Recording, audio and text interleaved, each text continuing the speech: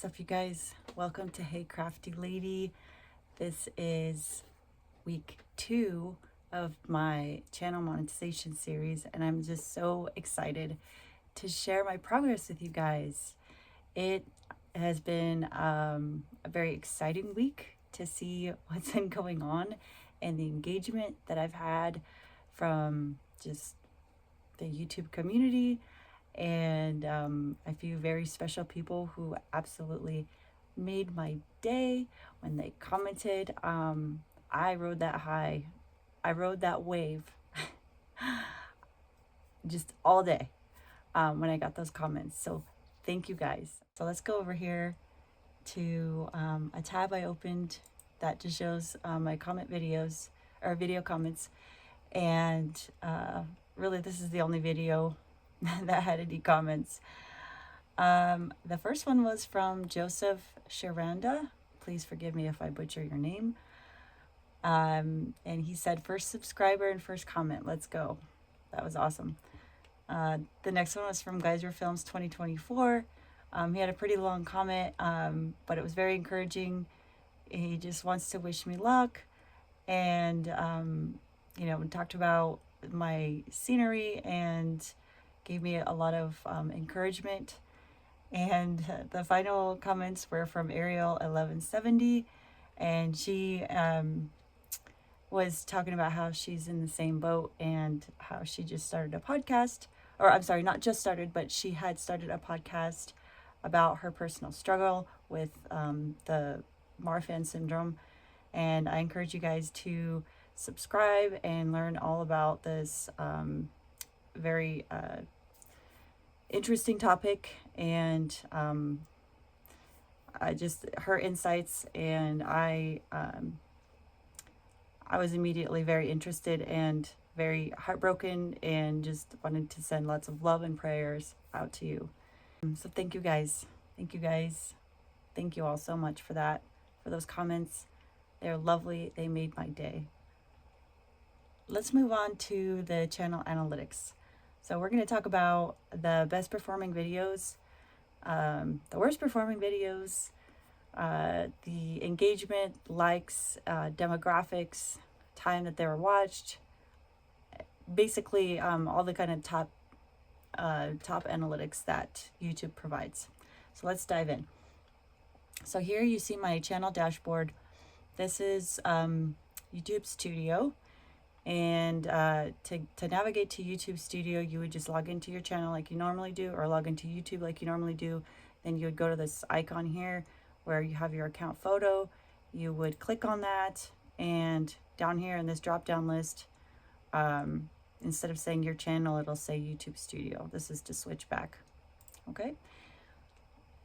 And I'm so excited to show that I got 10 subscribers. Oh my gosh, how awesome. Just so much more than I expected. So thank you all. Thank you all for subscribing and following along. Let's go into the analytics. My channel got a total of 10,968 views since I posted my first video on November 3rd. I think I actually posted 3. I posted my video for my craft channel, the video for monetization, and a short.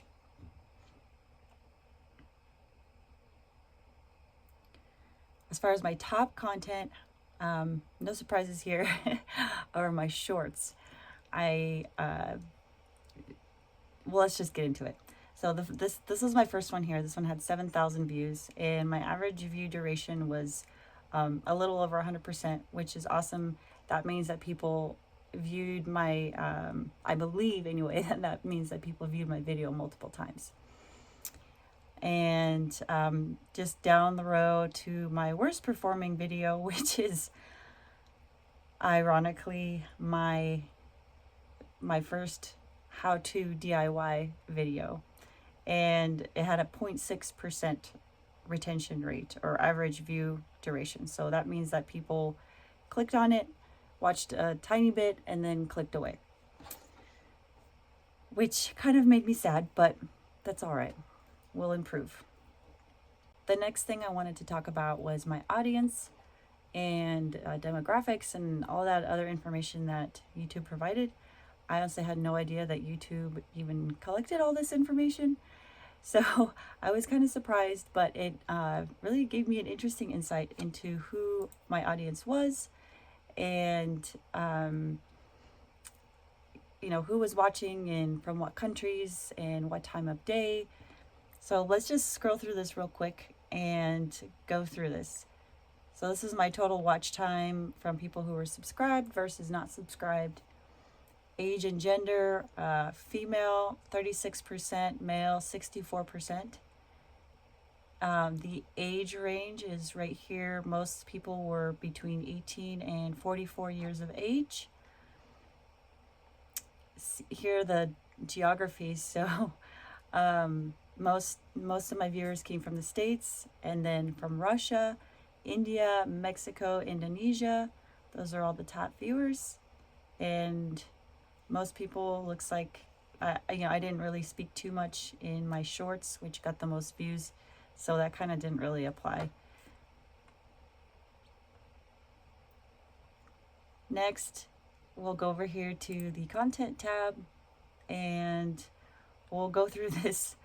It took me a while to kind of figure out how to decipher some of this information, but and we'll get to some of that later.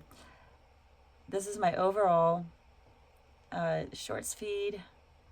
Most people found my shorts from the shorts feed, not really necessarily from a search. I'm not sure how I'm going to use that information. I do know that the YouTube algorithm likes to present your information in front of people, which is what they call insights. And so that's just the number of times that they presented it to someone. And here it shows how many people chose to view. So 54% of the people who were presented with my videos decided to watch, and 45% swiped away. Let's see some more information. And really, you can just super deep dive into a lot of this stuff.